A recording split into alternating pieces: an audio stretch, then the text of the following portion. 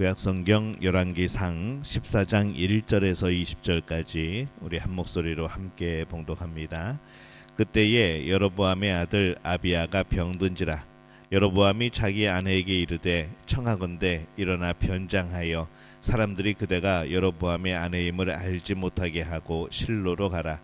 거기서 선지자 아히야가 있을 것이나 있나니 그는 이전에 내가 이 백성의 왕이 될 것을 내게 말한 사람이니라. 그대의 손에 떡 10개와 과자 꿀 한 병을 가지고 그에게로 가라. 그가 그대에게 이 아이가 어떻게 될지를 알게 하리라. 여로보암의 아내가 그대로 일하여 일어나 실로로 가서 아히야의 집에 이르니 아히야는 나이가 많아 눈이 어두워 보지 못하더라. 여호와께서 아히야에게 이르시되 여로보암의 아내가 자기의 아들이 병들었으므로 내게 물으러 오나니 너는 이러이러하게 대답하라. 그가 들어올 때에 다른 사람인 체함이니라. 그가 문으로 들어올 때에 아히야가 그 발소리를 듣고 말하되 여로보암의 아내여 들어오라. 내가 어찌하여 다른 사람인 체하느냐. 내가 명령을 받아 흉한 일을 내게 전하리니 가서 여로보암에게 말하라.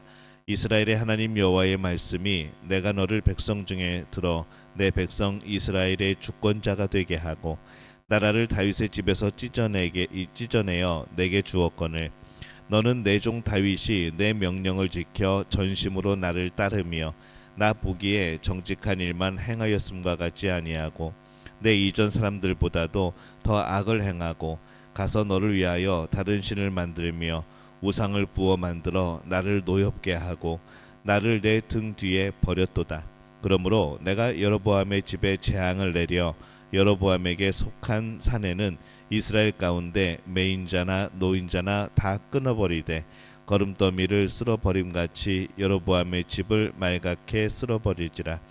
여로보암에게 속한 자가 성읍에서 죽은 즉 개가 먹고 들에서 죽은 즉 공중의 새가 먹으리니 이는 여호와께서 말씀하셨음이니라 하셨나니 너는 일어나 내 집으로 가라.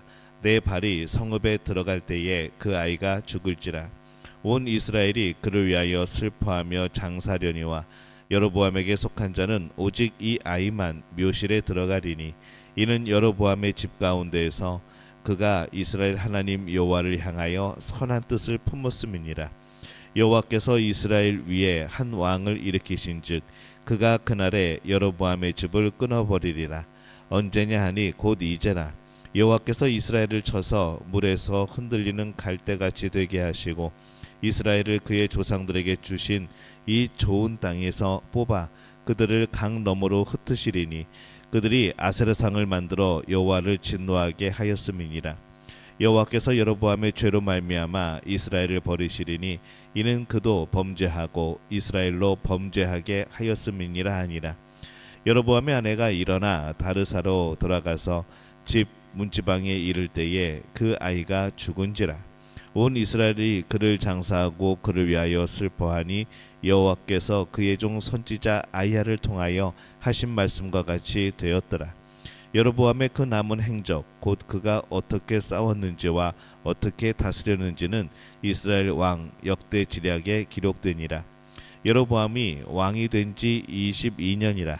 그가 그의 조상들과 함께 잠에 그의 아들 나답이 대신하여 왕이 되니라. 아멘.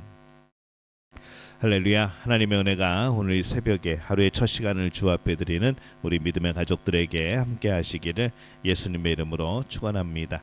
오늘 말씀은 여로보암의 마지막 모습에 대한 그런 내용이 기록이 되어 있습니다. 이 여로보암의 아들이 중병이 걸립니다. 이 답답한 마음에 여로보암은 자신의 아내를 한 선지자에게 알아채지 못하게 변장하여 보냅니다. 여로보암은 자신이 왕이 될 것이라고 예언했던 그 선지자에게 아내를 보내서 자신의 병든 아들이 어떻게 될지를 묻게 한 거죠. 이 아내를 선지자에게 보내는 여로보암을 보면은 어떻게 보면 믿음이 있는 것 같아 보이기도 합니다. 그런데 결코 그렇지 않습니다. 그냥 점괘를 보는 수준으로 그냥 그런 무당을 믿는 수준으로 그런 정도의 믿음을 갖고 있는 건 아닌가라는 생각을 해보죠. 자신의 인생을 맡기는 그런 믿음이 아니고 자신의 필요만을 채우는 그런 미신적인 믿음이 아닌가라는 장면을 또 보게 되어집니다. 4절에 보면은 여로보암의 아내가 그대로 하여 일어나 실로로 가서 아이야의 집에 이르니 아이야는 나이가 많아 눈이 어두워 보지 못하더라. 이 아이야는 노쇠함으로 육체적인 눈으로 볼 수 없는 상태입니다. 그러나 사실 문제는 아이야가 아니라 여로보암이죠. 믿음은 보이지 않는 하나님을 믿는 겁니다. 여로보암은 지극히 현실적인 일에 쫓겨 삽니다. 늘 눈에 보이는 일들. 그는 믿음이 가장 중요한 현실이라는 것을 놓치고 살아갔던 거죠. 믿음은 눈에 보이는 것이 아니었기 때문입니다.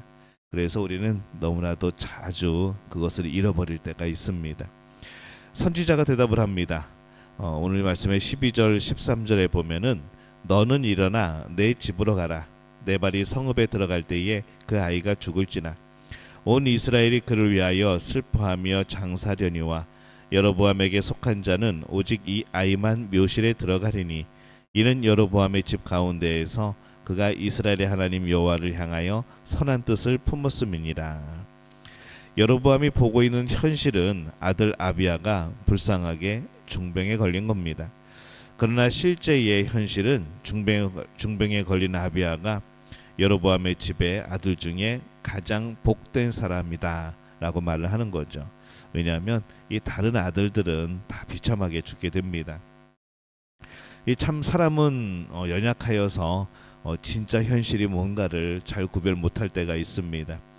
사람이 오늘 보고 있는 것은 진짜 현실의 작은 것에 불과한 것이죠.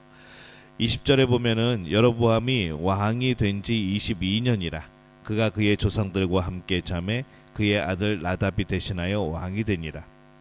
여로보암이 22년 동안 통치하고 이제 죽음을 맞이하게 됩니다. 그의 22년은 사람들이 보기에는 굉장히 화려하고 위대하게 보일 수 있습니다. 여로보암은 자신은 왕이 되고 굉장히 바쁘게 나라를 살피다가 죽은 것일 수도 있죠. 그러나 그것이 전부가 아니라는 겁니다. 그는 죽음 이후에 맞이할 영원한 시간에서 그는 고통을 당하는 겁니다.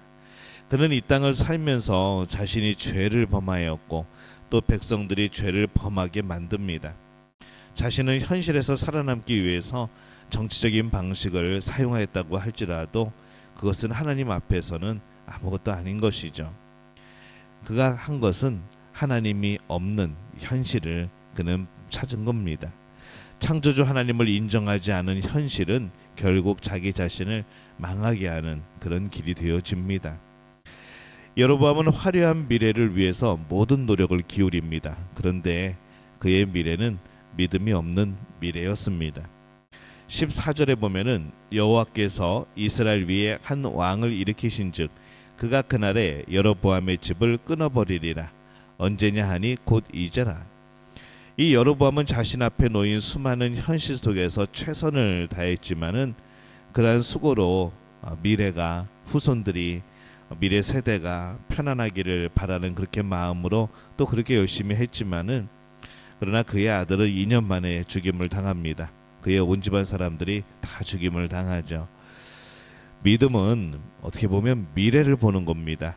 하나님께서 말씀하시는 미래에 대한 그림을 신뢰하고 또 하나님께서 말씀하시는 미래를 따라가는 것이죠. 그런데 믿음이 없는 사람들의 미래에는 하나님이 없습니다. 자신들이 만들어가는 그런 미래, 그런 것을 꿈꾸죠. 그리고 그것이 현실적이라고 생각을 합니다. 그러나 사람이 만들어가는 미래가 어떤 힘이 있겠습니까? 그게 진정한 현실이겠습니까? 하나님께서 말씀하시는 미래를 보아야 됩니다. 하나님께서 말씀하시는 이 미래에 믿음으로 동참해야 하는 것이죠.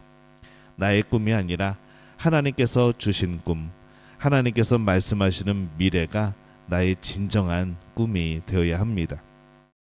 15절에 보면은 여호와께서 이스라엘을 쳐서 물에서 흔들리는 갈대와 같이 되게 하시고 이스라엘을 그의 조상들에게 주신 이 좋은 땅에서 뽑아 그들을 강 너머로 흩으시리니 그들이 아세라상을 만들어 여호와를 진노하게 하였음이니라.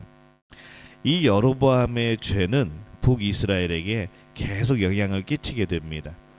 그들은 계속 베델과 단에서 제사를 지냈죠. 그렇게 뿌리가 잘못된 믿음으로 인해서 이 북이스라엘은 계속 잘못된 길을 가다가 결국 200년 후인 주전 722년에 아수르에 의해서 멸망당하게 됩니다. 이 여로보암은 미래에 지속 가능한 나라를 만들기 위해서 이 백성들이 예루살렘에 가지 않고 북이스라엘 지역에서 믿음 생활을 하도록 이 베델과 단의 제단을 만들죠. 근데 그것은 하나님의 말씀을 어기는 거였습니다. 그것은 하나님께서 만들어 가시는 미래에 순종하는 것이 아니었습니다. 여로보암이 생각한 미래였고 그것은 결국 멸망의 길이었던 것이죠. 16절입니다. 여호와께서 여로보암의 죄로 말미암아 이스라엘을 버리시리니 이는 그도 범죄하고 이스라엘로 범죄하게 하였음이니라 하니라. 여로보암의 죄 때문에 여로보암의 인생이 망쳐집니다. 북이스라엘이 멸망하게 되어집니다. 여로보암에게도 가장 중요한 것은 죄의 문제였고 결국 그 죄로 인하여서 무너진 것이죠. 오늘 우리들이 살아갈 때도 마찬가지입니다. 사람들이 현실 때문에 죄를 쉽게 생각하고 범죄할 때가 많습니다. 현실 때문에 어쩔 수 없다고 말할 때가 많죠. 그러나 가장 큰 현실은 죄의 문제입니다. 나의 인생과 나의 가정과 나라를 위해서 가장 중요한 현실은 우리 믿음과 죄의 문제이죠. 오직 현실은 창조주 하나님을 인정하고 하나님의 뜻을 따라 살아가는 겁니다. 오늘 우리의 모든 삶을 주관하시는 분이 하나님이라는 사실이 가장 중요한 현실이죠. 우리는 미래에 영원한 삶이 있다는 것이 현실입니다. 비록 그러한 현실이 우리가 당장 눈앞에 보이지 않는다고 할지라도 그게 진정한 현실이라는 것이죠. 우리는 하나님 앞에 서야 하는 날들이 점점 다가옵니다. 하루하루 더 가까워집니다. 우리가 그것을 기억하고 날마다 믿음으로 하나님이 주시는 미래, 하나님이 주시는 꿈, 하나님이 주시는 진정한 현실을 살아가는 그런 복된 우리 모두가 되어지시기를 예수님의 이름으로 축원합니다.